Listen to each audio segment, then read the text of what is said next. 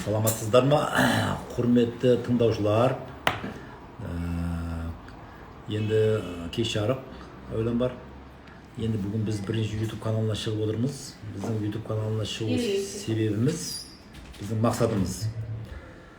Қазіргі уақытта өте аурулар көбейіп баратыр. Аурулар көбейгенде қандай салада аурулар көбейіп баратыр? Аурулар инсульт көбейіп баратыр, инфаркт көбейіп баратыр, дәвленің арқасында. Сахарный диабет көбейіп баратыр. Біздің Қазақстанда әсіресе көп. Бұның біз мысалы үшін народный медицина саласында істейтін адамдар бұған қандай көмек бере аламыз? Сол туралы бүгін әңгіме болады. Енді мен алдын өзім таныстырып кетейін. Менің фамилиям Абдувалиев, Аширбек Абдувалиевич. Мен өзім Ташкентте туылғанмын. Ташкентте орта мектепті бітіргеннен кейін Целиноградқа барып оқуға түскенмін. Қазір Нұрсұлтан білесіздер. Ол жерде 2 жыл болды, кейін Ташкентке перевод жасағанмын. Ташкентті бітіргеннен кейін мен Ленинградта 3 жыл аспирантурада оқыдым. Қытай медицинасы бойынша кандидаттық диссертациясын қорғағанмын. Одан кейін Ташкентте көп кафедраларда ассистент, доцент болып жұмыс істедім, кафедра меңгерушісі болып. Содан соң докторлық диссертациясын қорғадым. Докторлық диссертациясы Авиценна бойынша болған. Авиценнаның фотографиясын көрсетіп отырмын. Осының артериологияға арналған ғылыми зерттеулері туралы мен докторский диссертацияны жақтағанмын. Енді қазір бұл Қазақстанға біз оралдық. Есің барда елің тап деп халқымыз бекер айтпаған. Соның үшін біз Қазақстанға қазір келген оралғанымызға 12 жыл болды. Қазір Шымкентте менің біздің 3 клиникамыз бар. Қазір біз сол 3 клиникада халыққа народный медицинаның емдерін өткізіп жатырмыз. Енді екінші мәселе, қазір мен айтып өтпекшімін, бұл народный медицинаның мағынасы қандай, халықта қандай информация бар бұл народный медицина туралы, бұның народный медицинаның кемшілігі, преимуществосы қалай деген сөз туралы әңгіме жүргіземіз. Бұнда мен айтып кетпекшімін, бұл жерде біз біреуді критика жасап, мысалы үшін мына медицина жақсы, мына медицинаның кемшілігі көп деген әңгіме емес бізде. Мен айтып өтпекшімін, біз қазір біріншіден бұл жерде политикаға араласпаймыз, религияға араласпаймыз. Өзіміздің мысалы үшін мынау товарымызды реклама қылуға біз әрекет жасап жатқан жоқпыз. Біздің жәрдеміміз халыққа көмек ету. Себебі мен Алла Тағаланың алдында айтамын, менің миссиям осы народный медицина бойынша халыққа көмек көрсету екен. Неге десеңіз, мен кандидатский докторский жақтаған кезінде Алла Тағала маған өте үлкен көмек берген. Кандидатский жақтауымда, сол Ленинградта оқыған кездерімде маған әрқашанда зеленый дорога болған. Ташкентте докторский жақтаған кезімде өте үлкен зеленый дорога болған. Мен осы докторскийдің арқасында бүтін әлемді айланып шыққам. Қытайда оқығанмын 6 ай Қытай медицинасы бойынша. Одан кейін міне Тибетте болдық, Тибет медицинасы бойынша. Одан кейін Вьетнамда болдық, Вьетнам медицинасы бойынша. Кореяда болдық, Корея медицинасы бойынша. Одан кейін Индияда болдық, Индия медицинасы бойынша. Мен қазір былайша айтқанда дүниенің жармысын айланып шыққам. Осы неге халық медицинасы қызығу үшін. Халық медицинасын зерттеп, қазір бұны халыққа біз ем ретінде қолданып жатырмыз. Әрине, бұл жерде информация аз. Мен Ташкентке кандидатский нені қорғап келген кезімізде Ташкентте Ташкент медицинасы институтының главврачы бар еді, Мирхожаев Сахи Хожаевич деген. Ол кісінің алдына кірген, мен кандидатский қорғап келдім, осындай. Сол кісі маған сол кезде бір сұрау берген. Бұл халық медицинасы деген не деген өзі, иглотерапия деген не деген өзі, оны бүйтіп қолынан ұстаса қолға ілінетін бір нәрсесі бар ма деген сұрау берген. Соншалық түсінікті.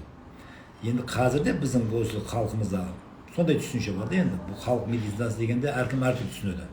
Біреу түсінеді мысалы үшін құмалақпен пал ашу, біреу түсінеді қамшымен ұрып оқу мысалы үшін, біреу түсінеді әртүрлі шөп дәрілерді беру.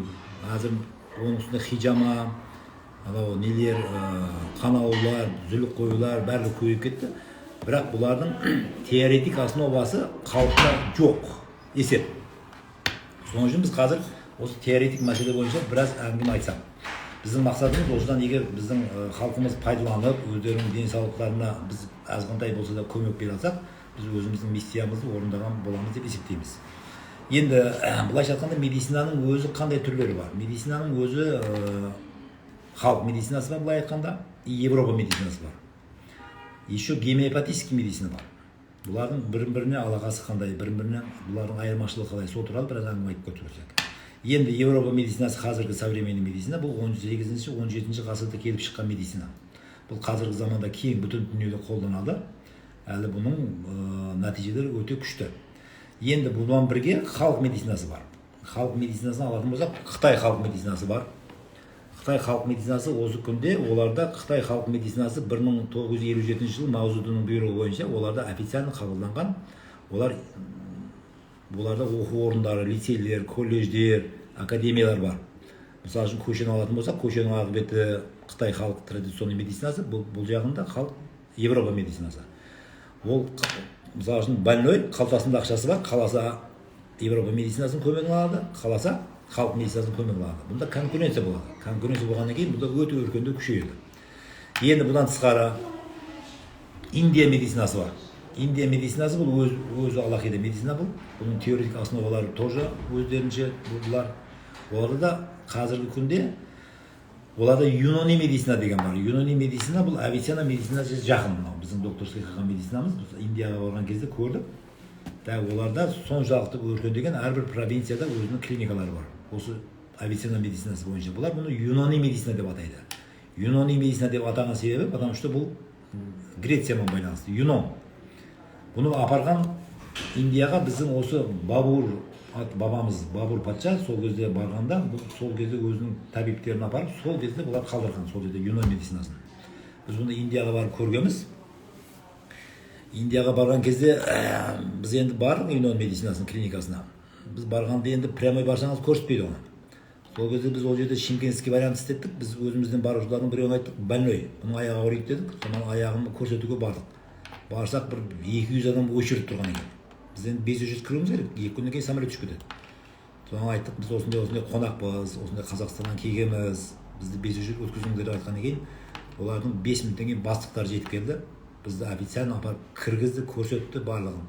Олар кейін айтты, біздің бабаларымыз сол Орта Азиядан келген, Бабур бабаларымыз болған, сіздер мұсылмансыздар ма деп біздермен танысып бүтін Индиядағы медицинасын көрсетті.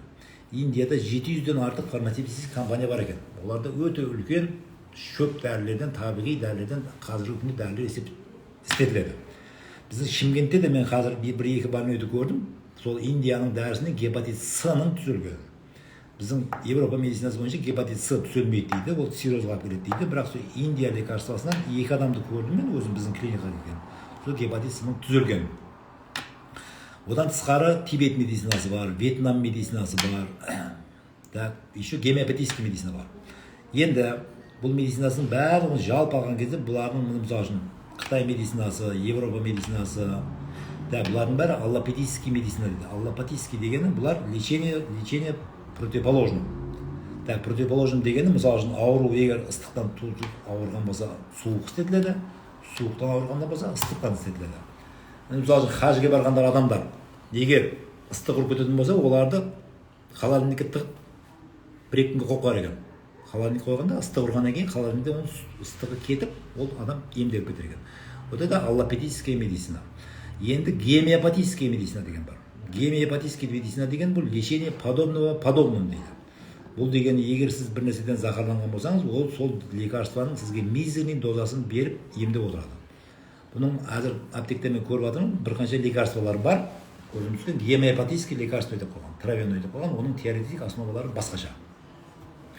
Енді біз бүгін сөз жүргіземіз, біз Авиценна медицинасы бойынша. Мына Авиценнаның сүйреп тұрмын жерде. Авиценна бабамыздың сүйреті, бұл 1000 жылдан алдын Авиценна өзінің қолжазбасын қалдырған бізге. Мына Авиценнаның бері канон тұрыпты, канон Авиценна деген. Канон бұл ескі кітап көріп тұрсыздар. Енді бұның бір ерекшелігін айтып өтейін. Бұл жерде ең бір негізгі алатын болсақ, бұл философик медицина. Философик. Яғни Гиппократ былай деп айтады. Если дейді лекарь, он лекарь дейді, врач. Если он владеет философией дейді, у него появляются божественные силы дейді. Бұл дегені медицина без философии это медицина, не медицина дегені. Бұл бірінші мәселе. Екінші мәселе, бұл жерде бірінші Аллаға сүйенеді, Аллаға сенеді бұл жерде.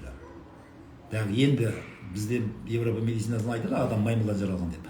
Бұлардың түсіншесі бойынша адамзат маймылдан жаралған емес. Труд, значение труда, превращение обезьяны человека деген бар. Оның бәрі бекерге. бұл жерде айтады адамзат жаратылған. Адамзатты Алла Тағала жаратылған, адам ата жаратылған. Бұның өзінің нелері бар, закондары бар. Енді Авиценна өзінің кітаптарын жазғанда былай жазады. Бірінші, қараң. Во имя Аллаха милостивого и милосердного, дейді. Аллах да благословит Господа нашего Мухаммеда, дейді, семью его и сподвижников его, и да приветствует их, дейді. Хвала и благодарение Аллаху и благословение посланнику его, дейді, Мухаммеду с семьей. Осындай бастайды. Бұл дегені бұл Аллаға сену. Енді басында Совет үкіметі уақытында бұл Ибн теолог деп айттаған. Теолог дегені бұл Аллаға сену. Аллаға сенгеннен кейін бұл білесіздер, Аллаға сенгеннен кейін ертең нематериальный медицина деп сатаған. Бірақ бұның основасында өте үлкен ғылым жатыр. Бұның өте шұғырлығы өте терең. Енді мен Ибн туралы бір-екі әңгіме айтып кетейін. Сіздерге көп сөзден дейді, аз бір-екі мысалдан сіздер түсініп аласыздар. Қазір 1 минут. Мына жерде оқырмандардан сұрақ келіп жатыр. Сұрақтарыңызды жазып қоя беріңіздер. Қазір таныстырудан кейін сіздерге профессор өзі жауап береді. Енді мен бірінші шығып отырғаным үшін сіздерге информацияны біраз беріп кетейін деп жатыр едім да. Жаңа айттым ғой мен, біздің главврач Мерхаджаев айтқан кезде, что такое народный медицина? Бұл народный медицина былай қолмен ұстағанда ілінетін нәрсесі бар ма деп сұрау берген маған. Бұл дегені медицина бардан жоқ деген есептеді ғой. Енді міне осынша медицинаның 5 томдық книгасы, кітабы бар. Бұны біздің 18 ғасырға шейін Авиценна атыменен бүтін Еуропада істетіліп келген. Кейін цивилизация басталғаннан кейін, микроскоп ашылғаннан кейін бұның бәрі қалып кетті да, история болды. Қазіргі Еуропа медицинасы келіп шыққан. Енді бұл медицина біздің түрки халықтарының медицинасы. Түрки халықтарының дегенім біздің қазақ халықтарда бұны істетілген. Біздің қазақ ата-бабаларымыз бұның философиясына түсінген. Біреулер бабаларымыз айтқан, ыстығым асып кетті, суығым асып кетті, қан алдыр деген ескі медицинада бұндай нәрселер болған.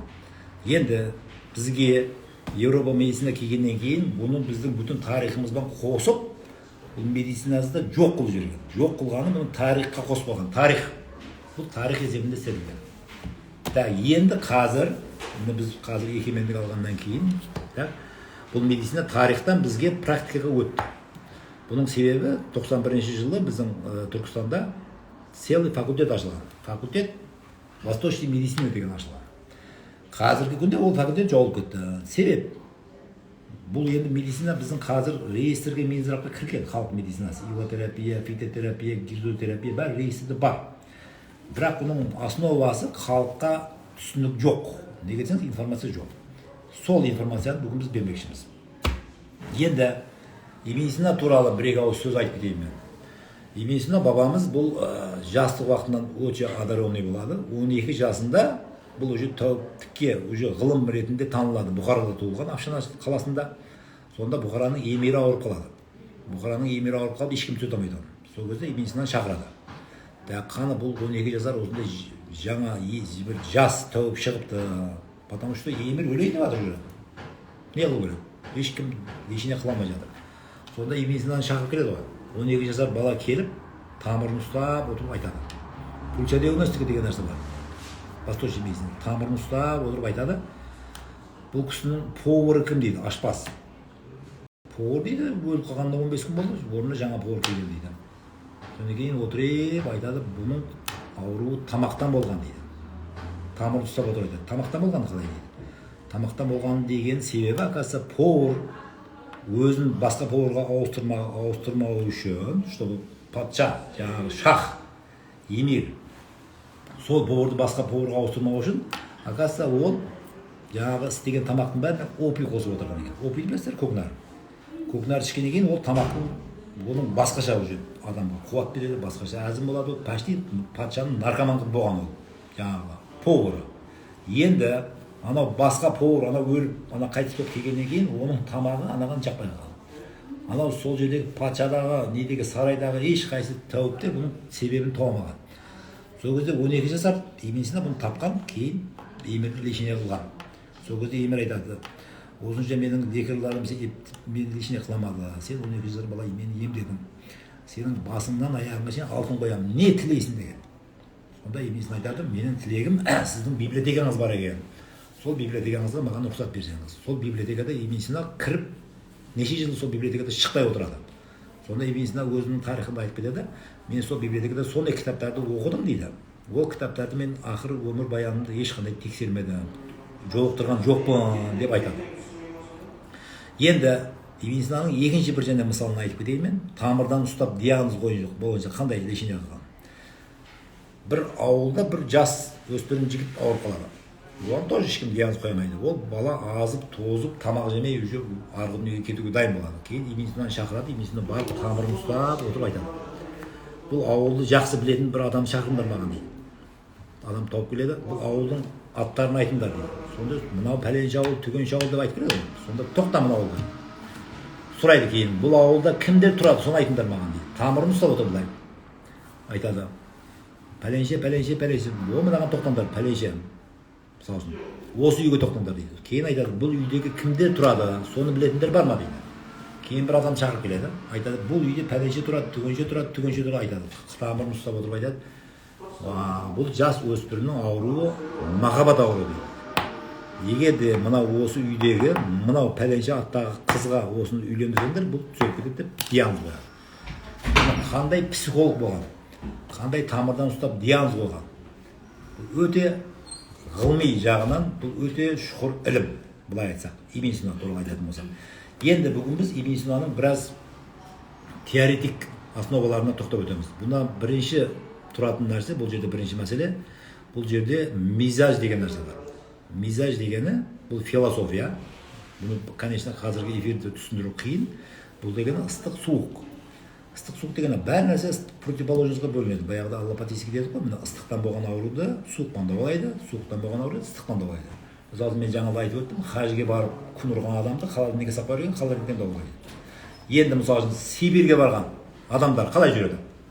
Сибирьге барғанда наоборот, олар ет жеу керек, тамақты жақсы жеу керек, сала жеу керек. Біздің барған солдаттар бірінші барғанда айтар екен, біз сала жемейміз, мұсылманбыз.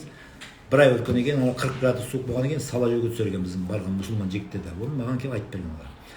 Енді бұл мен айтқан жаңағы противоположность барлық нәрсеге барып тақалады. Тамақта бөлінеді ыстық суыққа, жеп жатқан жүріс тұрысыңызда бөлінеді, адамзатта бөлінеді, барлығы бөлінеді. Бұның арқасынан 4 сұйықтық келіп шығады. Қазір мен суретті көрсетіп жібергенмін сізге. Мына суретті көрсетейін.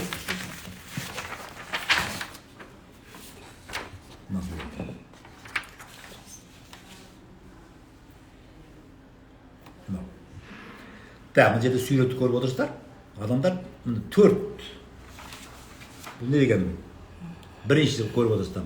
Бірінші суретті көрініп отырғаны, бұл отырысын көріп отырсыздар, холерик дейді. Холерик дегені бұның 4 сұйықтық. Значит, желтая желчь, черная желчь деп аталады. Қан, потом слиз. Біздің медицина, Ибн Сина медицинасының мақсаты организмдегі осы 4 сұйықтықты равновесиеге келтіру. Әрқайсы ауру болған кезде осы 4 сұйықтықтың равновесиесі бөлінеді. Яғни оны біз равновесиеге келтіретін болсақ, организм түзеледі. Енді қарап отырыңыздар, бұны орысшада темперамент деп айтады. Бірінші көріп отырғаныңызда холерик. Қараңыздар, холериктің отырысын көрсетіп, отырысы, оның реакциясы. Міне бір адам келіп паркта отырған болса, оның шляпасын қойған шляпасына отырып алды. Қандай холерик оған реакция беріп жатыр? Көрдіңіздер. Міне екінші адам флегматик. Холерикте желтая желчь көп, сары запыран көп. Бұл типтегі адамдардың өзіне сыбайлас аурулары болады. Бұлар қандай аурулар? Бұлар гипертония болезін, сахар, ИБС ауруларына шалдығуларының шансы көп болады. Екіншісін көрейік. Флегматик тип.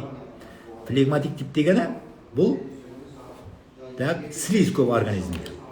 Бұл кісінің отыруын қараңыз. Бұл кісі өте бейғам, тәшвіші жоқ, біреумен ұрыспайды, біреудің жанына бір зиян келтірмейтін адам. Өзінің шляпасы тұрған жерге қағасына адам отырып алды, шляпасына қаралды, шляпасын алды, басына киіп алды. Қазір менің суретімнен көрмей тұр. Енді меланхолический тип бар. Меланхолик деген черная желчь. Меланхолик дегені бұл, міне қараңыз, шляпасын қойды, анау адам киіп отырды, шляпасына қарады, қайғы бір шляпасының езіліп қалғанына осынша жылап жатыр. Міне бізге осындай меланхолик типтегі адамдар келеді. Олардың ішінде олармен бір сағат біреу отырып қалатын болса, ол адамда меланхоликке түсіп қалады. Неге? Бұл адам постоянно ішіндегі проблемасын айта береді азынан кешке шейін. Менікі мынандай, менікі мындай, менікі мындай, менікі мындай. Бұл барлық энергияңыз тартып алады өзіне. бұл меланхолик типтегі адам. Енді сангвиник, бұлар қанның көптігінен болатын адам. Міне қараңыздар, шляпасын қойды, анау келіп отырды, шляпасын алды, бұның реакциясын қараңыздар. Бірінші холериктің реакциясын қараң, бұл флегматиктің реакциясын қараң. Бұл флегматик өзі рахаттанып күліп жатыр шляпасына отырып қалғанда. Міне біз футбол ойнаймыз, біздің футболный командамызда осы холерик меланхоликтер бар да, мен оларды бүйтіп қараймын, қандай футболдың ақырына шейін қандай реакция береді. Мынау біздің капитан командамыз холерик. Ол футбол ойын төгенше 4 адамнан ұрсатып бақырады, шақырады. Мысалы сангвиник адам болғанда футболдың ақырына шейін ойнап күледі. Мысалы меланхолик адам болса футболдың ортасында аяғына біреу төгіп қойса қапа ойынның ортасынан кетіп қалады. Енді бұл система не только лечение, диагностикада істетіледі. Бұл бизнесте істетілуі мүмкін, тұрмыс құрғанда істетілуі мүмкін. Бұл кейінгі лекцияларымызда бұны айтып өтемін. Бірақ мен бір ауыз сөз айтып кетуім мүмкін осы жерде бизнес туралы. Егер мысалы сіздің бір жерде заводыңыз болса, заводыңыз жүрмей қалса, бизнесмендер кімді қою керек ол жерге барып? Мына қазір бизнес туралы көп сөйлеп жатыр. Сіздің бизнесіңіз тоқтап қалған болса, сіз бизнеске ол холерикпенен сангвиникке барып қойсаңыз, бизнесіңіз жүргізіп жүреді бұл екі адам. Екі типтегі адам. Егер флегматикпен меланхоликте барып қойсаңыз, екінші суретте үшінші орынға қойсаңыз, бизнесіңіз тұрған жерінде өледі. Бұлар бизнесті жүргізе алмайды.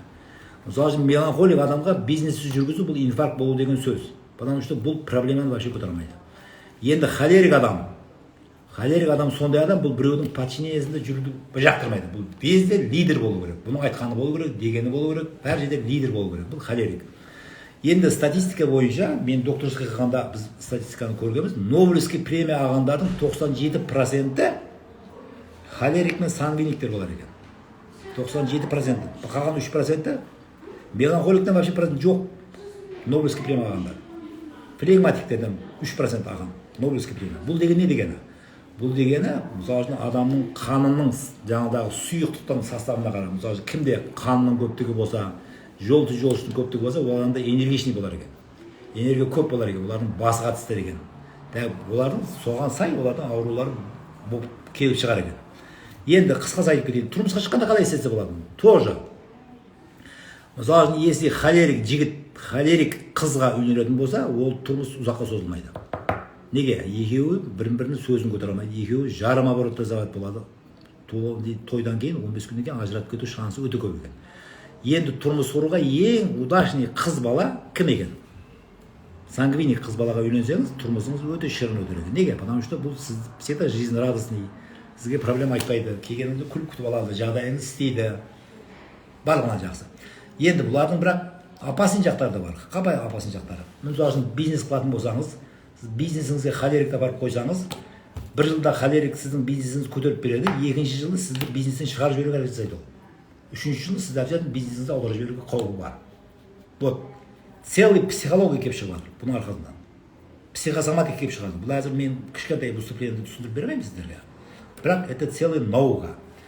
Енді адамның мижаз дегенді айттым мен. Осы 4 тип адамның мижазын көрдіңіз. Холерик, флегматик, меланхолик, сангвиник. Бұл адамның 10 параметрі бар. Денесінің түзілуі, шаштары. Так, соған қарап біз бұл мижазды анықтаймыз. Азыр кейінгі суретті көрсетіп берсеңіздер.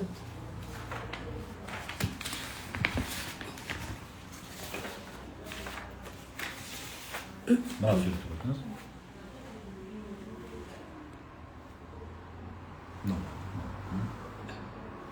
Так, міне қазаңыздар. Адамзаттың мижазын анықтау үшін осязание тела на больного. Осязание дегенде мысалы үшін ыстық. Холерик мен сангвиник алатын болсаңыз, бұлардың қолдары ыстық болады. Денесін ұстап көрсеңіз, ыстық болады. Қолдары жанып тұрады бүйтіп ұстасаңыз. Енді біреулерді көріскеніңізді былай көрсететін болсаң, қолы мұздай болады. Олар қолдарын бүйтіп тұрады біреулер. Біреулер даже біреуге қолдарын беруге ұялады. Потому что қолы мұздай. Қолы мұздай. Бұлар флегматик пен меланхоликтің қолы мұздай болады. А сангвиник пен холерик ыстық болады. Состояние мяса и жира дейді. Мысалы үшін телосложениесі, жирға қарап. Мысалы үшін біреулер толадан келген болады, біреулер азғын болады, біреулердің мысалы үшін мышцасын ұстайтын болсаңыз тығыз болады, біреулердікі жұмсақ болады.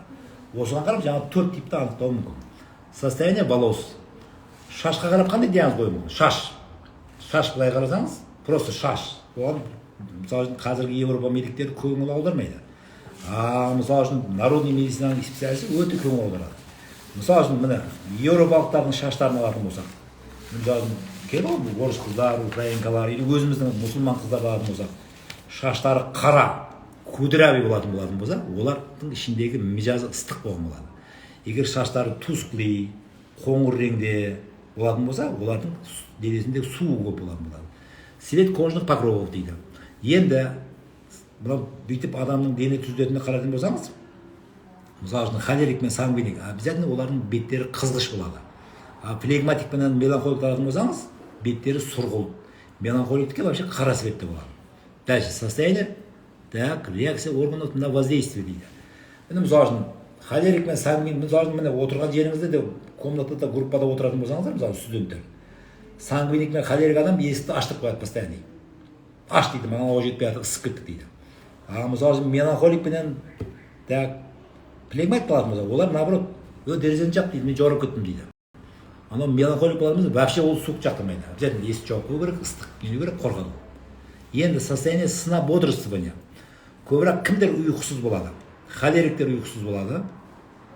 Так, сангвиниктер ұйқысыз болады. Холериктердің вообще ұйқысы аз болады.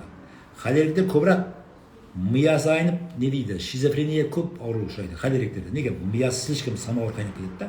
Қайнағаннан кейін олар слишком активный өкілді өздерін жоғалтып қояды. Енді флегматикті алатын болсаңыздар, олар азына кешін ұйықтай береді. Оларға ұйқы без проблем жоқ. Олар айтады, мен қанша ұйықтасам да ұйқым қанбайды дейді. Көрдіңіз бе, мижаздың арқасынан осынша нәрсе келіп шығып жатыр. Дальше.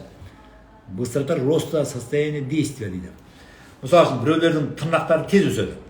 Кімнің ішінде тырнағы несі, шаштары тез өседі. Ыстығы көп болса, оларда өсу тезлігі көп болады. Состояние душевных сил.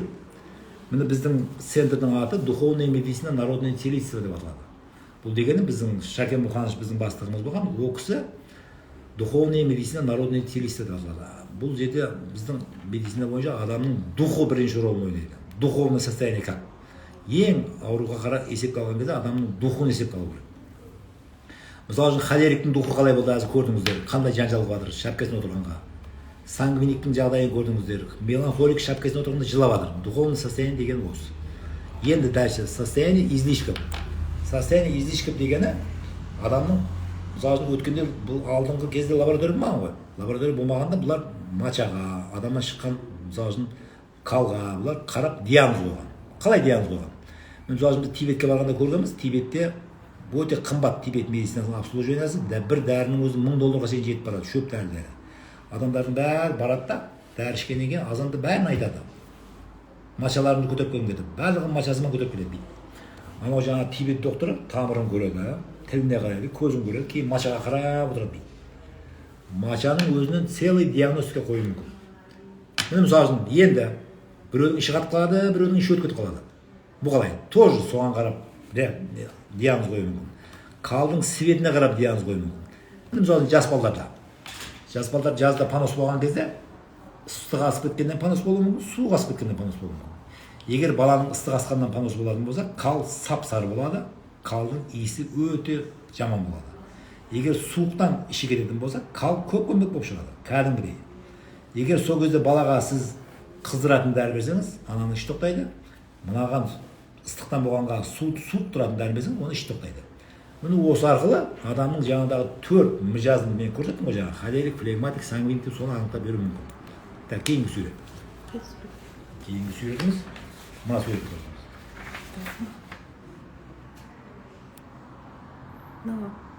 Мына қараңыздар.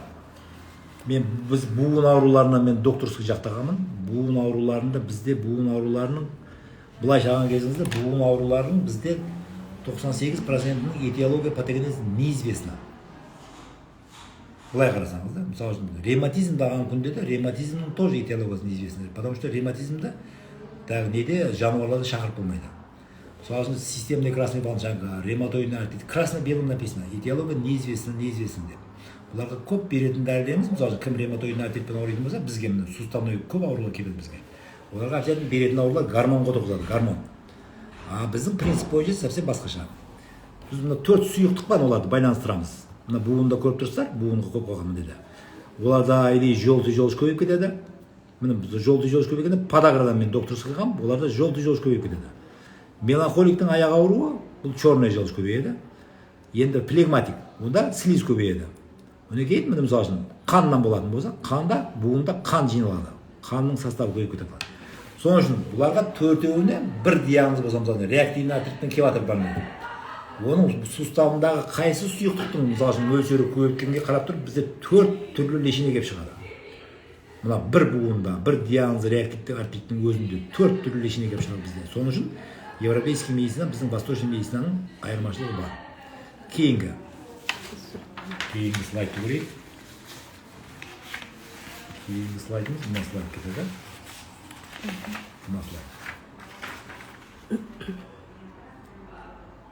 Мына слайдқа қараңыздар. 4 мижаз туралы айтып кеттім мен, меланхолик, сангвиник, флегматик, так, міне сол сияқты бүтін.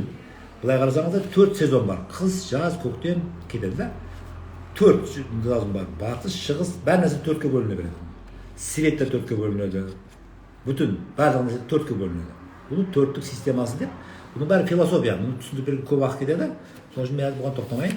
Кейінгі көтейік. Кейінгі анатомия аламыз, анатомия.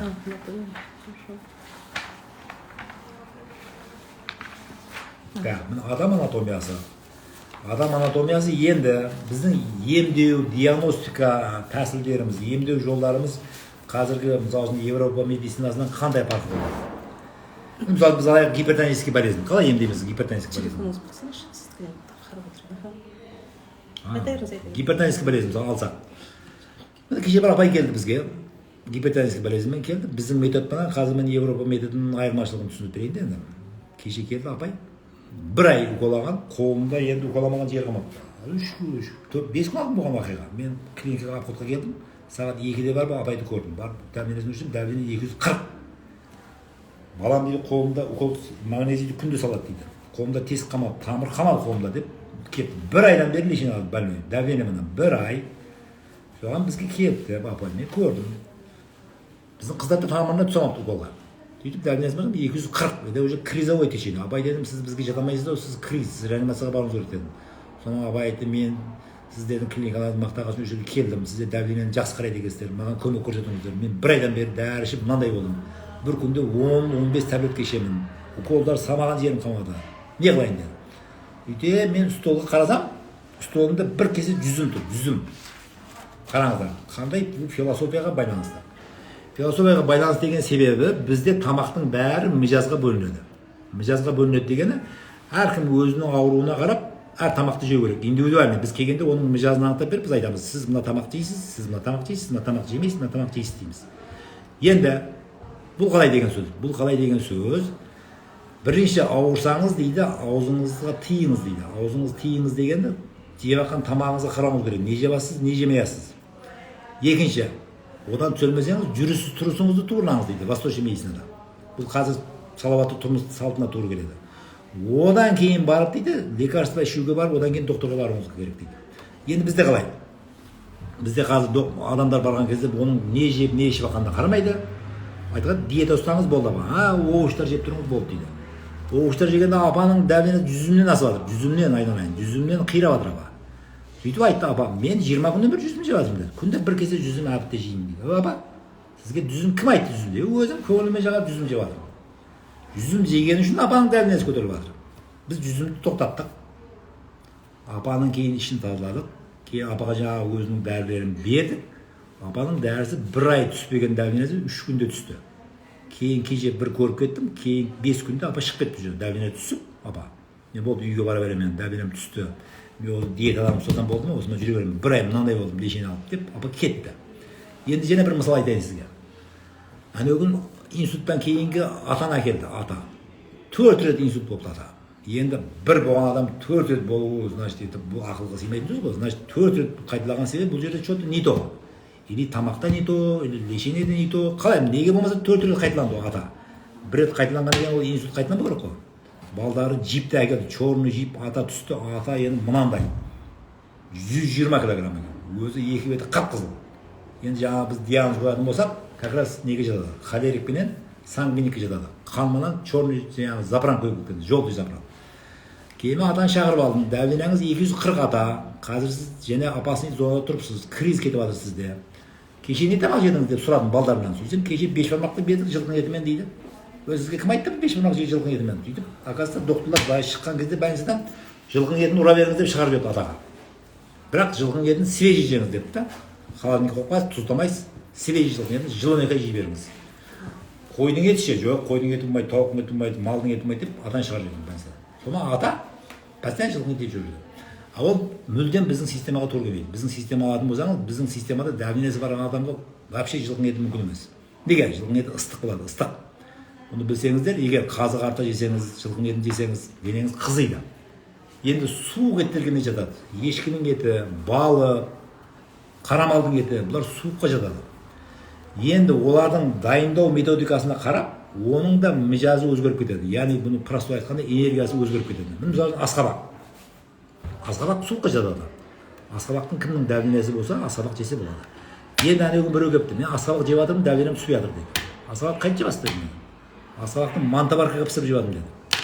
Мантабаркаға пісіретін болса, асқабақ ыстыққа қойып кетеді, энергиясы асып кетеді. Оны жеген адам давлениесі обязательно көтеріледі.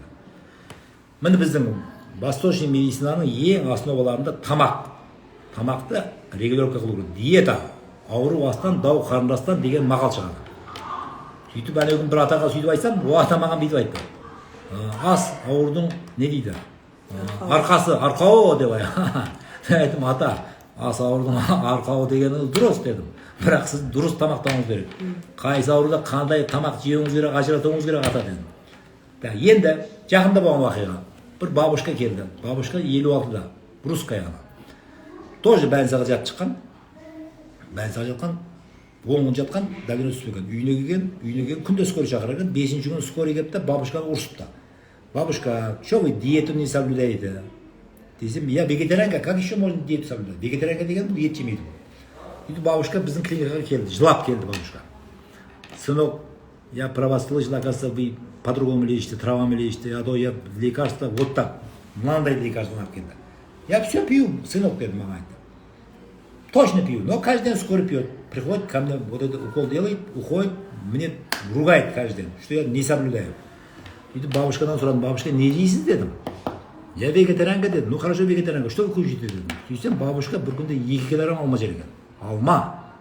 Сонда қалай болды? Алма қалай давлениені көтерді сонда? Алма, если алманың 2 түрі бар, кислый алма бар, шырын алма бар. Если міне күздің күні алма, о қысқа барып шырын болады. Сол кезде алманы жесеңіз, ол давлениеңізді көтереді обязательно. Егер де көктемдегі кислый алманы жесеңіз, ол давлениені түсіреді. Сол сияқты народный медицинада, біздің восточный медицина, әрбір тамақ бөлінеді. Не үшін біздің ата-бабаларымыз қысыманан жылқының етін жегенде жаздың күні мұздай айран көже ішкен? Потому что ананың ішіндегі ыстығын басқан. Біздің тек қана қазақта бар екен, жаздың күні мұздай айран көже ішу. Перловкадан, бидайдан мұздай айран көже шелекке сап қояды да, жазғыман іше береді. Ендігі айтатынымыз біздің диагностика методтарымызға тоқталып өтсек. Біздің диагностика методтарымыз, мен өзім пульс көремін, пульс диагностикамен шұғылданамыз. Біз көздің қарашығы, тілге, жаңағыда айтқан мачаға, қалға, жүріс-тұрысы, жаңағы шашы, светтері, соған қарап адамның мижазын анықтаймыз, соған қарап біз лечение өткіземіз. Одан тысқары біз өзіміздің жаңағы қойып жатқан диагнозымызды қазіргі Европа медицинасының методтарынан қолдап отырамыз. Бұл дегенде мен мысалы оның тамырын ұстап сіздің ашқазаныңыз анау бар екен, мынау бар екен, анау сенбейді ол больной. Оны обязательно біз фиброгастроскопқа жібереміз, УЗИ-ға жібереміз, анан подтверждение қыламыз. Одан кейін біздің диагностикамыз, бұл Европа диагностикасына парқы бар. Біз қалай диагноз қоямыз? Энергетический диагноз қоямыз біз. Мынау ыстық асып кетті, мынау суық асып кетті. Европа медицинасында точный диагноз қояды. Одан кейін Европа медицинасында стандарт деген бар. Стандарт. Әрбір больнойға мысалы язва қойсаңыз, оның өзінің стандарты бар. Қандай таблетка беру керек, қандай дәрі беру керек. Или гипотонический болезнь второй степень деп қойсаңыз, оған тоже өзінің берілетін дәрілері бар. Уақытында бар. Бізде ондай жоқ. Бізде не бар? Бізде индивидуальный подход. Әрбір больной это целый мир. Енді жаңа айтып өттім сізге реактивный артрит. Бір реактивный артритқа 4 түрлі лечение қолданып жатыр. Оның жаңағы сұйықтықтың составына қарап. Енді бізде қандай методтар қолданылады? Міне қараңыздар, если мұрнынан бастайтын болсақ, ауыз қуысынан бастайтын болсақ, бізде ауыз қуысын тазалайтын травалар бар. Міне гайморитпен келетін болса, біз гайморитке дәрі құямыз, гайморитті без отреза төсеміз біз. Енді өкпенің ауруы, қазір міне ковидтің осложнениесімен біз ковидпен алған жоқпыз бірақ. Ковидтің осложнениесімен қазір көп келіп жатыр, хронический, өкпе, слабость болады, өкпеде кашель болады, хроническийлерге шөп дәрілер беріп жатырмыз, шөп дәрілермен одан кейін специальный дыхательный гимнастикалар олармен дауалаймыз. Одан кейін мына жерде бауыр көрініп тұр, бауыр, мына жерде ұйқы без, өт көрініп тұр. Қазір өте бізге көп келіп жатқан аурулар мына хронический гепатит, холецистит, панкреатитпен өте аурулар көп келіп жатыр. Неге? Потому что олар біреу келіпті бір күнде 10 дәрі, 10 лекарства ішемін. Азанда 3, әбітте 3, кешқұрым 4 ішемін дейді жаңағы. Енді менің бауырым болса, хронический гепатит болса, панкреатит болса, мына дәрі ішкенде менің бауырым не болады? Деп адам işte бауырына ішіп жатқан лекарствасы ауру берген, өзі ауру бауырға. Содан абаға айттық біз, аба, біздің методика сәл біздің парқы бар біздің деп. Не қылу керек? Сіз біріншіден диета ұстауыңыз керек, очищениеге отыруыңыз керек. Бауырыңызды специально тазалайтын шөп дәрілерді бар бізге. Ішкеннен кейін оны ішіңіз кетеді, құсуыңыз мүмкін. Содан кейін бауырыңыз аяқ кетеді. Қан алуыңыз мүмкін. Міне мысалы бауыр ауруында специально точкалар бар, қан алынатын. Біз көбірек мен өзім аламын, тілдің астына қан алып біз. Тілдің астында 14 тамыр бар. 14 тамырдан алған кезде бауыр ауыру кетеді. Гепатиттер өте жақсы пайдаланылады. Міне мысалы хронический панкреатиттер келеді бізге. Тоже қан алатын өзінің точкасы бар. Кейін диетаға отырғызамыз. Бұл өзің жаңадағы әрқайсы сұйықтықты тазалайтын бізде шөптері бар. Міне мысалы қан болған кезде қан алып тасталады. Егер желтый желіс көбейгенде желтый желісін айдап шығаратын өзінің дәрісі бар. Черный желіс, меланхолия келген кезде оны айдайтын өзінің дәрісі бар. Енді анау келеді ғой жаңағы ұйықтай беретін. Біз плевматик дедік. Ол келгенде оны айдайтын өзінің шөп дәрісі бар. Одан кейін ар жақта почка келеді. Почканы тазалайтын және шөптер бар. Оны ішкен кезде почкадағы тұздар кетеді. Енді көп тұстар неде? 12 балмақ ішек, тоқ ішек. Бізге көп адамдар келеді, запорман келеді, запор. Балам дейді, менің ішетін дәрім дуфаляк. Дуфаляксыз жүре алмаймын мен дейді. Біз оның диетасын туырлап, ішіндегі ыстық суығын туырлаган кейін өзінің іші келетін. Енді бізге және көп келетін аурулар бұл гипертонический болезнь. Гипертонический болезньге біз айтамыз, егер біздің режимге отырсаңыз, сіздің давлениеңіз 120-ға 80-ге түсетін болады, дәрі ішпейтін боласыз. Зато сіз инфаркттан сақтанасыз, инсульттан сақтанасыз, сахарный диабет болмайсыз. Бірақ бізге жесткий біздің режиммен жүруіміз керек. Біз режиммен жүргенде оны аттан сүйе сұрамаймыз. Андай қымбат 100 мың дәрілік, 200 мың дәрі іштемейміз біз оған. Біз оған тек қана тамақ дайындаймыз. Мынаны жейсіз, мынаны жемейсіз, мынаны жейсіз, мынаны жемейсіз. Одан кейін оған образ жизнь дайындаймыз. Былай жүресіз, былай тұрамыз, былай жүресіз деп. Енді бұл жерде бір уақиғаны айтып берейін сізге. Бұл болған уақиға. Иранның патшасы бүтін тәуіптерді жинапты. Тәуіптер жинап айтты, мен депті, қайтейін мен, чтобы мен ауырмауым керек. Оған осыған дәрі дайындап беріңдер, чтобы мен ауырмауым керек. Профилактический лечение. Содан бүтін тәуіптер кепті ғой. Кім маған осыны тапса, мен оған сыйлық беремін, үлкен деп. Содан бір тәуіп кеп айтты, сіз алтынды майдалап ішуіңіз керек, кәлләсін алып тастапты. Біреу кепті бөденен тұқымы жеуіңіз керек, оның кәлләсін алып тастапты. Біреу кеп және бір нәрсенің машасын ішіп, оның кәлләсін алып тастапты. Кейін ақырында емесіне кепті ғой. Емесіне кеп сұрапты, мен не қылуым керек? Падарды үзіріп барым, шахым депті, жаңағы Иранның болған оқиға патшасына. Сіздің ауырмауыңыз өзіңіздің қолыңызда депті. Қалай депті? Жеп жатқан дәріңіз де өзіңіздің қолыңызда. Қалай бұл? Айтыпты. Сіз депті бірінші тамақты таналап жеу керек. Қайсы тамақ жеу керек, қайсы тамақ жеу керек, оны білу керек. Екінші мәселе, қарныңыз ашқан кезде тамақтануыңыз керек депті. Үшінші мәселе, қарныңыздың мысалы үшін 3-ке бөлесіз ашқазанды. 3-тен 1-і бос қалу керек, 2-сі толу керек. Сол кезде аузыңызды, қолыңызды неден алуыңыз керек. Одан кейін постоянно дене шынықтырумен шұғылдануыңыз керек. Яғни правильный образ жизни түсіндірген патшаға. Сонан жаңағы шақ айтты ғой, емесіндегі, сенің сөзің маған жағып қалды. Сені 1 жыл қасымда ұстаймын депті. Егер 1 жыл қасымда мен ауырмасам, сені өзіме уәзір қыламын депті. Сөйтіп патша сөзінде тұрған, 1 жыл патша ауырмаған, кейін Ибн Сина Иранның уәзірі болып қалады. Өлгенше Иранда вәзір болады Ибн Сина. Сөйтіп Ибн Сина неде қайтыс болған.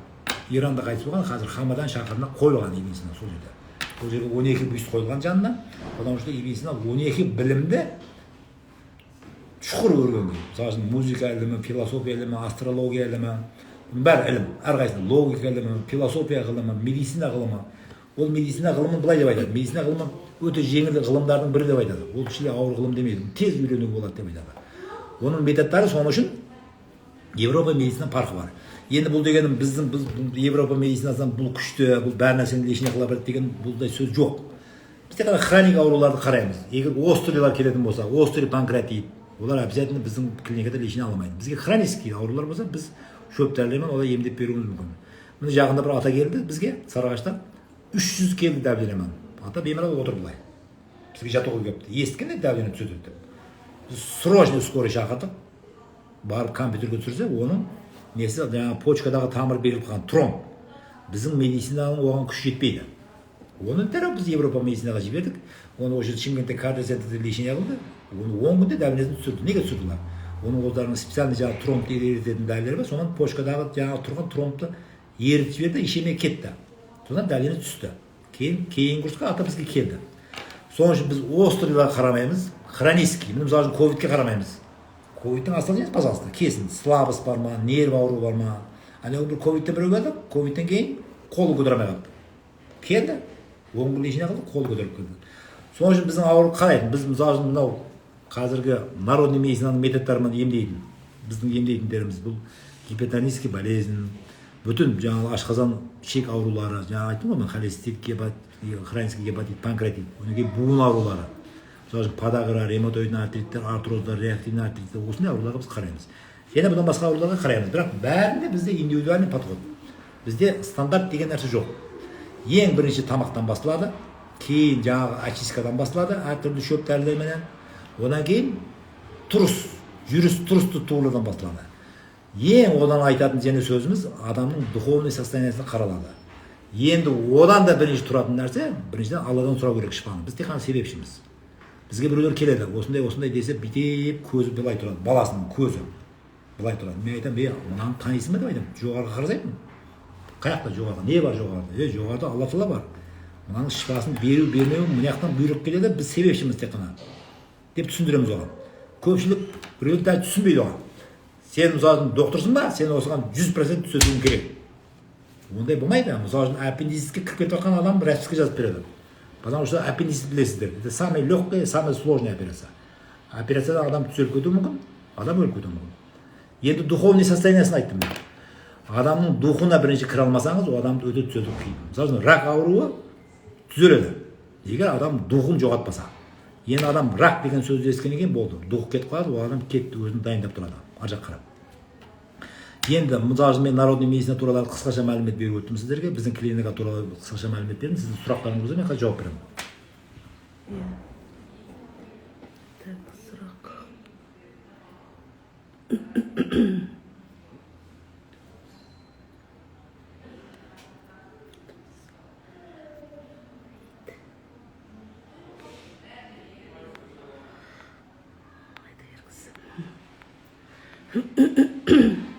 Мына жерде ардақ деген оқырманнан келді. Саламатсыз ба? Мен Асел, Петропавлдан жазып тұрмын. 2020 жылы Сарыағаштан ем алған кезде сол жерде естіген едім. Сіздің клиникада малхам деген бар деп. Чем отличается чистка ваша от Сарыағаш дейді. Өте қызық сұрау. Енді Сарыағашқа қазір мыңдаған қазақстандықтар барып жатыр, емделіп жатыр. Барған кезде сіздің берген сұрағыңыз үшін рахмет айтамыз. Енді өте жесткий сұрау. Сарыағаштың чисткасынан біздің чистка қандай айырмашылығы бар? Сарыағашта мыңдаған адам тазалап жатыр. Біздің тазалау қалай болады сонда? Ол адам парқы қалай болады біздің тазалау? Енді біз тазалаған кезде Сарыағашта тазалайды, олар минеральный сумен тазалайды. Біз тазалаған кезде біз шөп дәрімен тазалаймыз. Енді біз тазалаған кезде малхам дегені бұл тоже шөп дәрі. Малхамның түрі бар бізде. Енді мен жаңа 4 сұйықтық деп айтып кеттім ғой сізге. Бірінші желтая желчь бар дедім, екінші черная желчь бар дедім, потом кровь бар дедім, потом слизь бар дедім. Осы төртеуіне 4 түрлі аталған шөп дәрі бар тазалау үшін. 4 түрлі сұйықтық шығады. Бізге келген желтая желчь көптерге біз ана дәріні береміз. Біздің ена шөп дәрілер жаңа кір жуған машинеде жуады ішін. Былай жуған кезде. Енді ана дәріні ішкеннен кейін оның ішінен кетеді, аузынан кетеді. Ол тек қана суды ішіп отыру керек. Біреулер бізге бір адам келді, Түркістаннан бір әйел келді. Әр баласын туғанда босанғанға шейін өліп болар екен да. Токсикоз басылар екен. 3 бала туған, 4-үсіне уже қорқып келген да. Соған бізге келді, сіз тазалайды екенсіз бауырды деді. Мен тазалаймыз бауырыңыз дедім. Одан кейін токсикоз болмайсыз дедім оған. Тазалаңыз деді. Соған Түркістаннан кейін Өзбечка. Жасы 27-те. Мен жақсы есімде қалады, потому что 4 сағат құсқан жаңа әйел. Біз жаңағы нені бердік, тазалайтын, запыран тазалайтын. Сонан басталды жаңағы. Әйелден запыран шығып жатыр, суды беріп жатырмыз, шығып жатыр, 1 тағара кетті, 2 тағара кетті, 3 тағара, 4-3 тағара кетіп қалды. Ана әйел шаршап бітті же. Прямо запыран түсіп жатыр да. Кейін сонан әйел 3 күннен кейін өзіне келіп, жақсы болып кетті. Сонан жаңағы кейінгі баласына не болыпты, беремін не. Не болмаған? Токсикоз болмаған. Неге? Потому что токсикоз болған себебі запраны көп, запраннан токсикоз болған адам.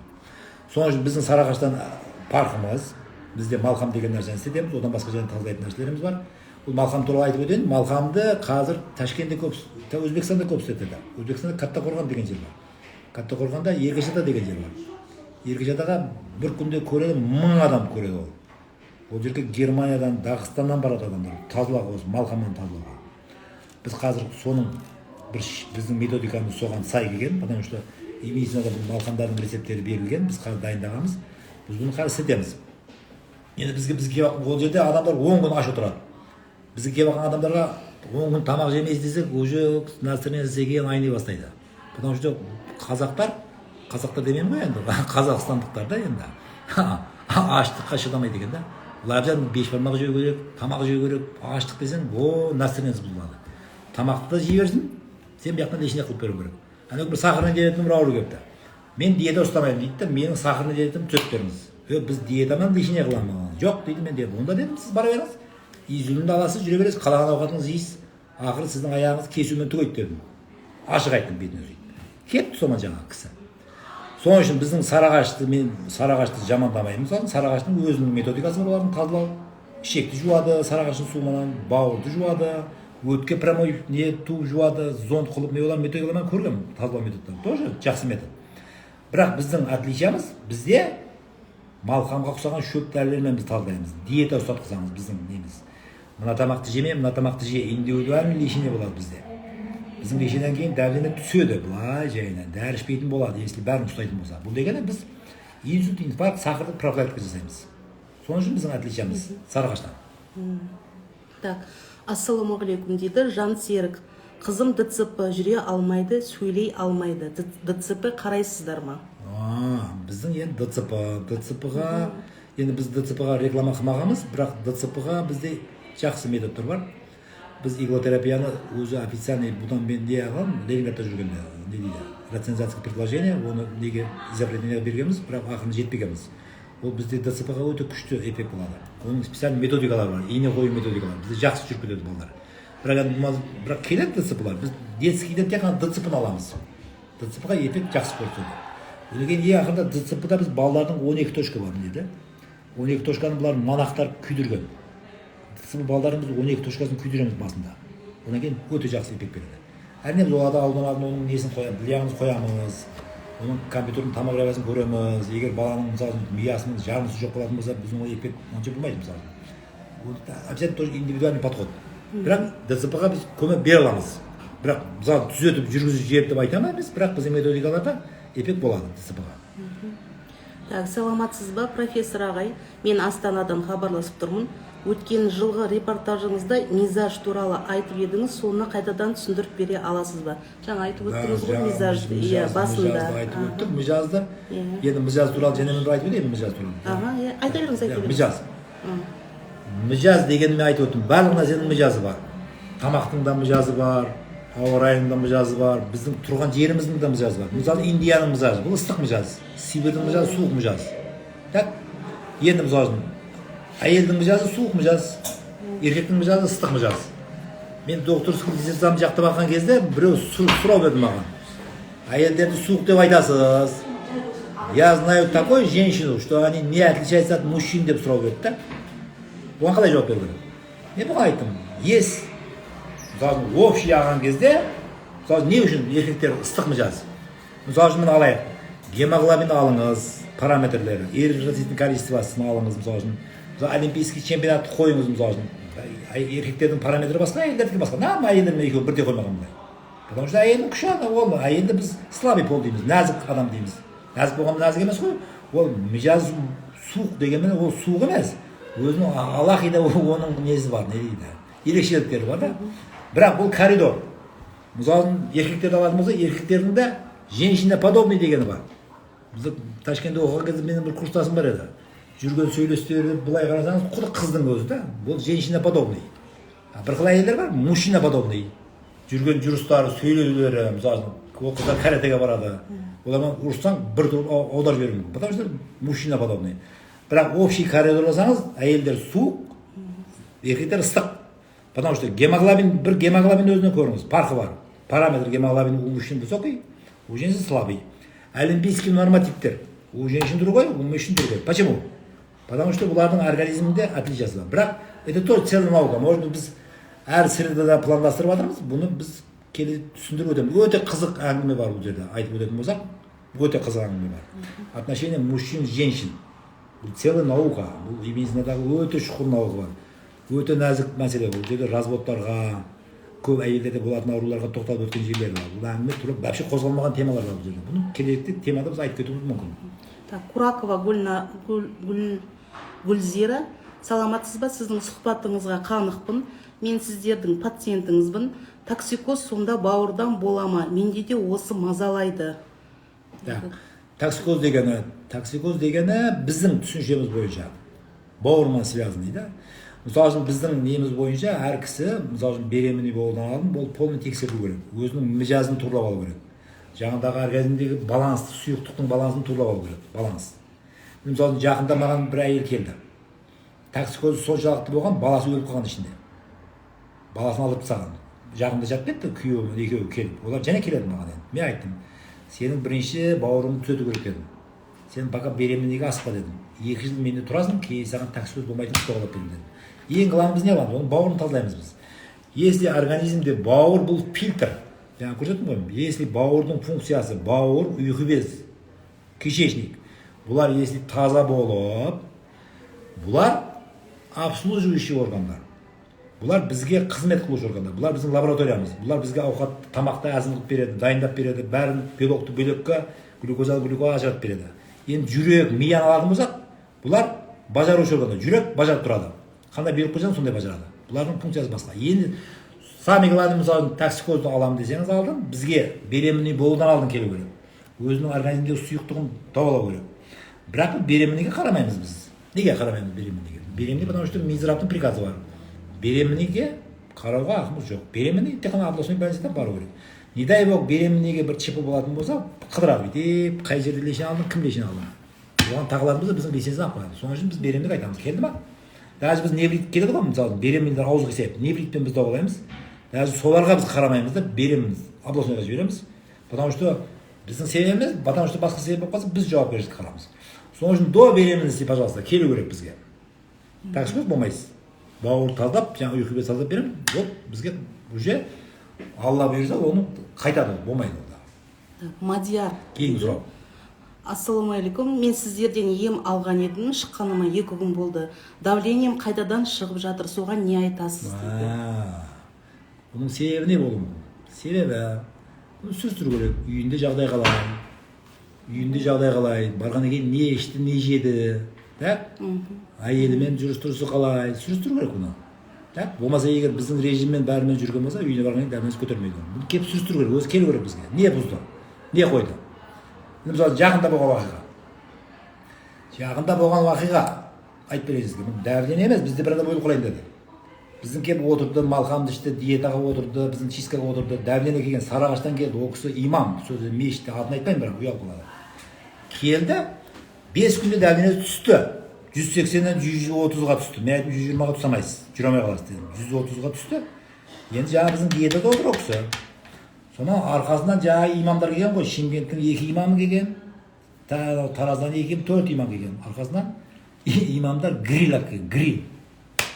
Тауықты қуырып, мынағында гриль, мынағында шашлик әкелген. Сонан анаған маған болмайды десе, аналар зорлап жегізген. Сонан сағат 11-де Топалаң клиникаға шақырып жатыр. Барсақ, ана адам өлейін деп отыр. Адышқа. Пульс жоқ. Мен өзім қорқып кеттім, өліп қаламын деп. Соның үшін біздің диетада отырған адам строгий режим ұстау керек. Егер ана болса өліп қалуы мүмкін. Егер 10 күндегі жүрген адам біздің строгий диетаны отырып барып, 10-ші күні ет жеп қойса өледі, действительно өліп қалады. Ашық әңгіме. Егер мысалы 10 күн аштықта отырған адам барып 10-ші күн тойып тамақ жесе өледі. Ашық әңгіме. Строгий режим. Бірақ епек күшті. Бірақ режимді строгий ұстау керек. Мен мынау жігіт айтып жатыр, 2 күнде асты. Оны келсе мен оны сүрістіруім мүмкін, бір нәрсені бұзған үйге барғаннан кейін. Енді жаңа айттым ғой, психологиялық состояние. Үйге барғаннан кейін нервтен бұзылған болуы мүмкін, бір жағдай болған болуы мүмкін, диетаны бұзған болуы мүмкін. Үйге барғаннан кейін ет жеген болуы мүмкін, жора жолдастарына жолыққан болуы мүмкін. Причинасы көп қой оның. Так, дальше сұрау. Ақтоты дейді. Саламатсыз ба аға? Ми қан тамырларының қан айналымы нашар жағдайда хиджама, ине салдыру көмек бере ме? Бас ауырады үнемі. Иә. Бұл жерде обязательно бұны алдын көру керек. Біз егер біздің диагнозды қоятын болса, тоже жаңағыдағы 4 системаны ажыратып аламыз. Бұл қайсы типке жатады бұл? Темпераментта дейді, бұны орысшада мижазы қандай? Сол мижазына қарап бұған индивидуальный лечение болады. Бұл жерде стандарт деген жоқ. Бірақ енді хижаманың пайдасы бар, иненің де пайдасы бар. Енді бір жері бар. Жақында бір әйелді әкелді маған Түркістаннан. Бас ауыру дегенде, күйеуі әкелді, хижама қып бердім деп. Енді ананың әйелінің бетінде қан жоқ. Қан жоқ. Түркістанда хижаманы қылдыра берген бас ауруға бүтін денесін бәрін алып тастапты. Мен тамырын көрдім, әйелдің гемоглобині 55-ке 60-қа түсіп кеткен да. Сразу өштедік, гемоглобин 55. Мен айттым, какой хижама тебе? Сен әзір срочный бар гематологға жатуың керек. Гематологға жібердік. Кейін о шыққаннан кейін 25 күннен кейін келді ол. Барғаннан кейін бүтін жағы қан құйған, не құйған. Соны әйел жақсы болған. Кейін келді. Сәл қалған. Егер сол жерде қанаған кезде соны хижаманы да көру керек. Қандай сізде ауру? Соған қарап, негізінде иглотерапия хижама пайда қылады. Бірақ ауруыңызды білу керек. Қандай сіздегі тип ауру? Дәл сұрақ, қандай ауру? Сұрақтар бақа қойылып жатыр. Қанша уақыт өтті сағат? Бірталай уақыт қалды негізі. 2 сағат. 2 сағат? Жоқ, 1 сағат. Ровно. 7-те бастадық. 1 сағат. Давай, және бір. Бізде 4 түп деген нәрсе бар. 4 сұрауға жауап берейік. Одан кейін демаламыз. Кейінгі среда күнге дайындап қойыңыздар, пожалуйста. Кейінгі среда күн және сағат 4-те шығамыз. 4 емес, сағат 7-те шығамыз. Мен қазір сауап іздеп бармын. Миссиямды орындап жатырмын. Алла тағала маған осы профессияны берді ма, мен халыққа жәрдем қылмақшымын. Жаңағы Мадияр, үйге келгенде манты жеген едім, содан бола ма дейді. Енді мен сұрауым керек, мантыңыздың еті қандай еді? Тұзды ма еді? Тұзды ма еді, не жылқының еті ме еді? Жылқының еті ме еді? Оны қазы ба жоқ еді? Мантынан кейін не жедіңіз? Мадияр, маған телефонға звондаңыз, мен точно айтып беремін. Бұл эфирдің уақытын алмайық, обязательно мантыны сүрістіру керек. Біз клиникада тағы да сүлік салады ғой. Біздің клиникада не методтар бар? Біздің клиникада хижама бар, қан алу бар, тілдің астынан қан алу бар, зүлік қою бар, бүтін физиотерапия процедура бар бізде. Парафин бар, одан кейін бізде обертывание. Бізде түрлі майлармен ораймыз ауырған буындарды. Ненің аюдың майы бар, жылқының майы бар, жыланның майы бар, ораймыз оны. Мысалы бізге артрозда келеді ғой. Артрозға біз жыланның майын орағаннан кейін артроз тоқтайды аурулар. Сізге болған уақытын айтып берейін. Бізге Қызылордадан бір бабушка келді. Бабушка келді, дәлдені 200. Балам дедім, сенде келіп, апалар таяғын тастап кетіп жатыр екен, мен аяғым сол жыланның майына орап берсе деді. Апа дедім, сіздің дәлденеңіз болмайды, көтере алмайсыз дедім. Мынандай уақытта мына режиммен келесіз, кейін орасақ аяғыңызды жүріп кетесіз дедім. Содан апа қапа болды. Мен сонша жерден келдім, мен аяғымды орамадым деді. Апа, сізге болмайды, сізді аударады бұл. Ыстық бұл, ыстық. Сіздің ішіңізде ыстық көп. Сіз, пожалуйста, диетаны ұстаңыз, 1 ай 1 жарым ай. Мына 10 кг вес тастаңыз. Кейін келіңіз, аяғыңызды ораймыз, таяғыңызды тастайсыз дедім. Содан бабушка кетті. Бабушка болған оқиға бұл. Бабушка 1 жарым айдан кейін келді. Бабушка 10 кг тастаған. Балам деді, 10 кг дәлденіп 130-ға түсіпті. Апа, енді дайынсыз, енді ораймыз дедім. Апа, не қылдыңыз дедім, режим ұстадыңыз ба? Дедім, апа жылады отырып. Десем, апа хажге барды, хажге. Умраға емес, хажге барған. Хаж білесіз, уақыт көбірек болады. 20 күн, 25 күн созылып кеткен, 25 күн апа диета отырған. Мынандай тамақ жеген ғой. Балам дейді, мынанша тамақ береді дейді, басқа тамақ жоқ дейді. Одан кейін Қаратасты дейді, күнде айланамыз дейді. Айланып жүріп, жылаймын дейді. Ой, сылар, өліп қалмасам, Әшірбек балама барсам, аяғымды жыланның майына орасам, таяқ тастасам қалай? Құдайдан тіледім ғой дейді. Сөйтіп апа келіп, аяғына оратып, арқадан таяғын тастап кетті апа. Бірақ оның эффекті күшті, бірақ ішінде ыстығы бар. Бізге көп адамдар келеді жыланның майы орады. Потом артрозға күшті жәрдем қылады. Бірақ ішіндегі ыстығы бар адамға ол қанды көтеріп жүреді. Тоже болған оқиға. Сарыағаштан бір келді, бір адам грижамадан бір лечение қылып кетті. 3 айдан кейін лечениеге кетті. Және грижа қойған, бірақ дәлдені 200. Мен оқысызға, как раз 5 күннен кейін Алматыға конференцияға кететін болдым, айттым. Ағай дедім, сіз дедім, бұл курста мына жыланмай аламайсыз дедім. Неге деді?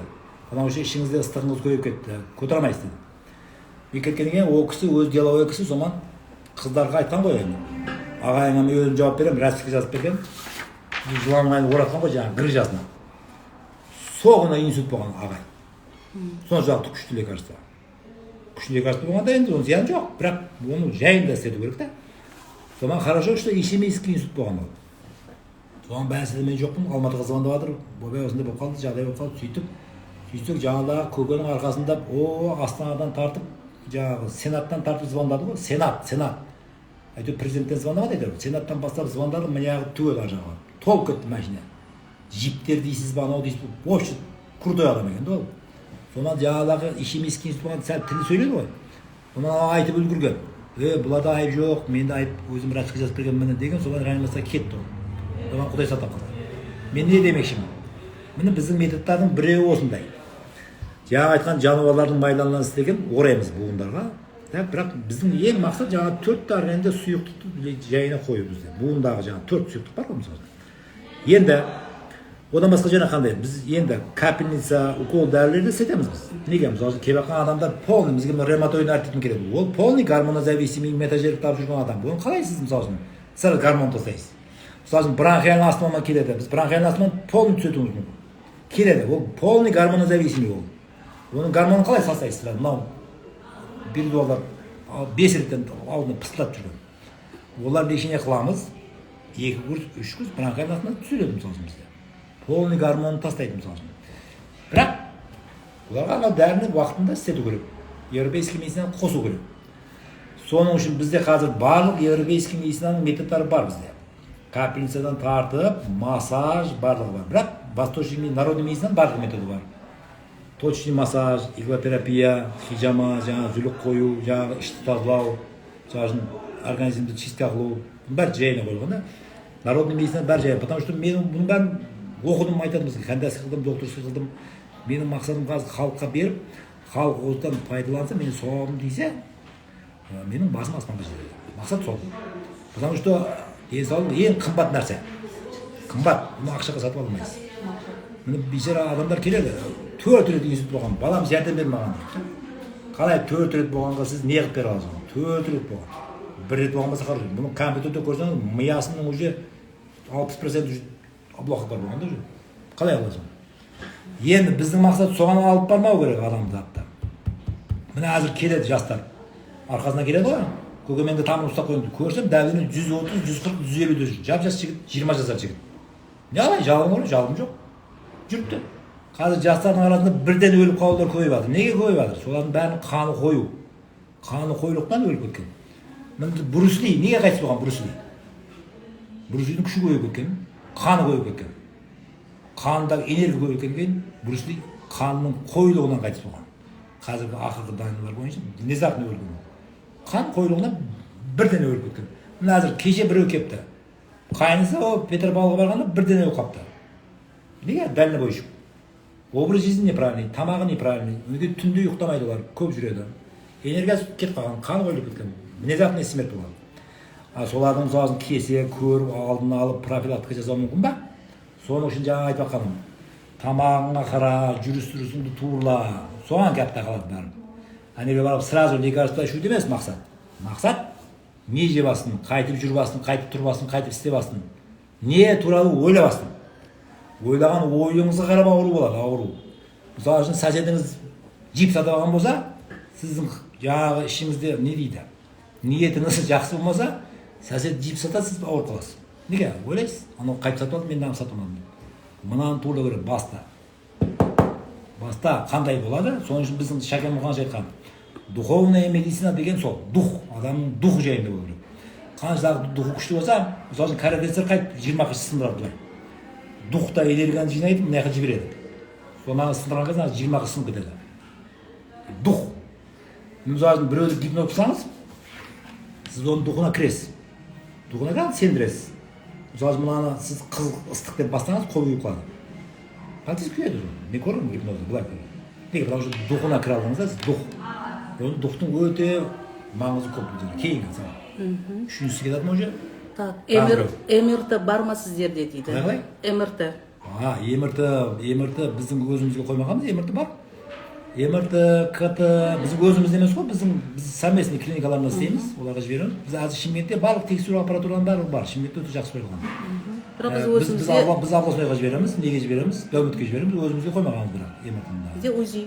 Бірақ УЗИ бар. УЗИ ең ақырғы маркасы алынған УЗИ. EKG, УЗИ, қан алу, методтар бәрі бұлар бар. Бұларсыз емдеп болмайды. Біз келген адамды обязательно бірінші тамыр көргеннен кейін обязательно EKG түсіреміз, УЗИ көреміз, біздің мына диагнозбен салыстырамыз. Одан кейін адамға айтамыз. Одан кейін біздің екінші шартымыз. Біз егер қолымыздан о адамға жәрдем қыла алсақ, аламыз бұл жерге. Егер жәрдем қыла алмасақ, біз оған айтамыз. Ағай, апай, біз қолымыздан келмейді. Пожалуйста, мына жаққа барыңыз, мына жаққа барыңыз, мына жаққа барыңыз. Бірақ ең біздің бірінші тұрған мен невропатологпын, аратологпын. Ең бірінші номер один біздің жаңағы неміз дейді. Бренд дейді ғой, бренд. Брендіміз бізге диагностика күшті. Диагноз қойсаң, диагностикада пол дела дейді. Қанша адам жүреді диагноз қоймастан. Кеше бір болған ақиға бір апай кепті. Флешкасында тас тұр. Урологияда бір апта жатып кепті. Тамам кепті аян. Мен енді приступ береді, приступ. Апай, тасыңызды ертіп келіңіз дедім. Кеше дәулетке жібердім, тасын ертіп келдім. Тас приступ беріп жатыр, аяқтан бәлсін шығарып жіберген. Выпискасында жазып қойыпты. Гидронефроз, мочекаменный болезнь деп жазып қойыпты. Оны мысалы ультразвукты түсіріп тастайды ана урологта. Сол үшін диагностика керек, бірінші орында. Кейінгісі. Так, адам оқырмандар кіріп жатыр.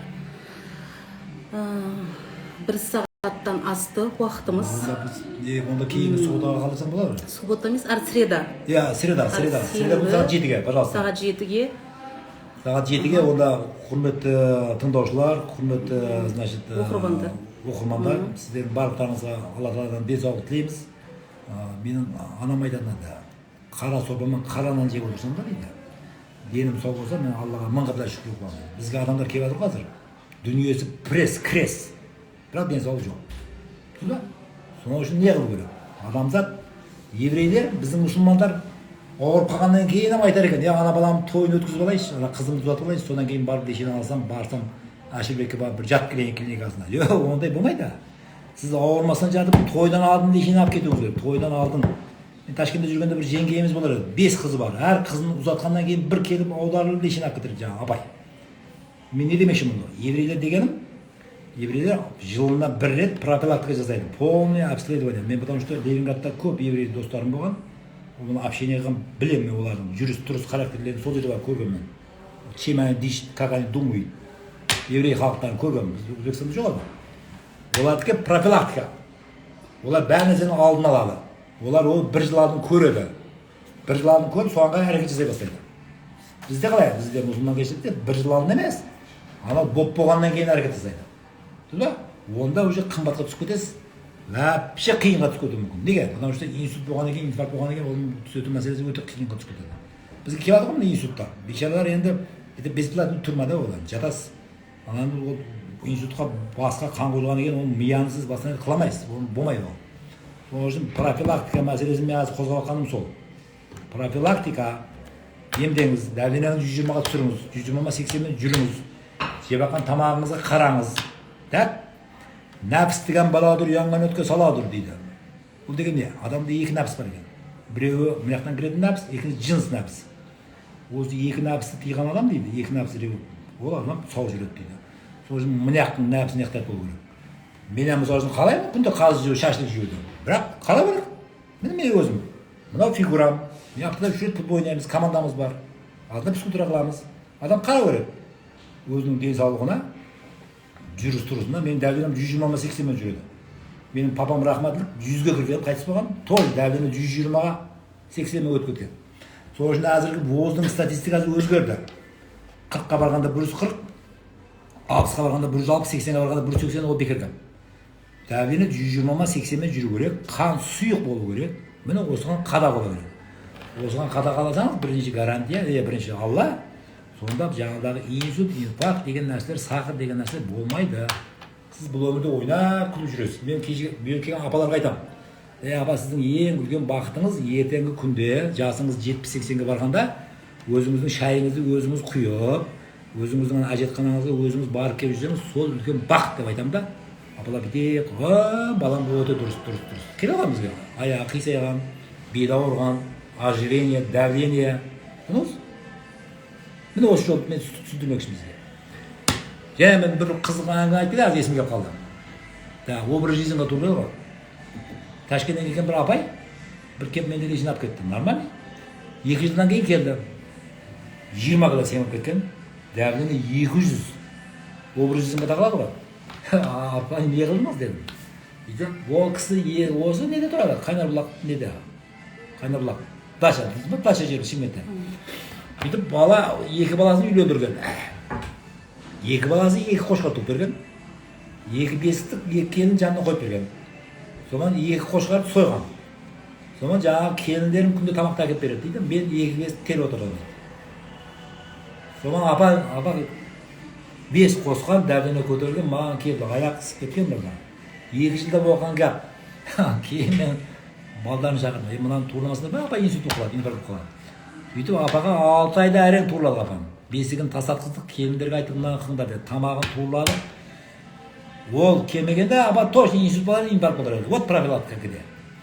Соның үшін мен айтамын, құрметті тыңдармандар, егер де біздің маслихатымыздан сіздерге азғандай пайда тиген болса, біз өте қуаныш деп санаймын. Мен қазір өзім миссиямды орындап жатырмын. Бағана айтып өттім ғой мен. Алла тағала маған осынша докторскийға, кандидатскийға жағдай жаратып берді. Осынша ғылым бар, ғылым. Бұл ғылымда сізде қазір информация совсем жоқ. Нөл информация. Әр среда күні мен информацияны жайлап сізге беріп барамын. Зәрі сіздерге осының пайдасы тисе, зәрі сіздер инсульт болмасаңыздар, инфаркт болмасаңыздар, менің басым астана жетеді. Сол, потому что сауап керек, сауап. Әр пәндеге Алла Тағала өзінің несін берген, нәсібесін. Сол нәсібесіне қоймасын деген, не айтамын деген. Оның сіздерге барлықтарыңызға денсаулық, ауырмаңыздар. Заманымыз тыныш болсын, Қазақстанымыз өркендей берсін. Мынау жаман індеттерден Алла Тағала құтқарсын барлығымызды. Не дейміз саған? Тек жақсылық, иншалла. Рахмет барлықтарыңызға. Болмаса среде күнге шейін құда қалса. Сағат 7-де? 7-ге. Рахмет барлықтарыңызға, иншалла. Ал жақсы, сау болыңыздар. Бізбен болғандарыңызға рахмет.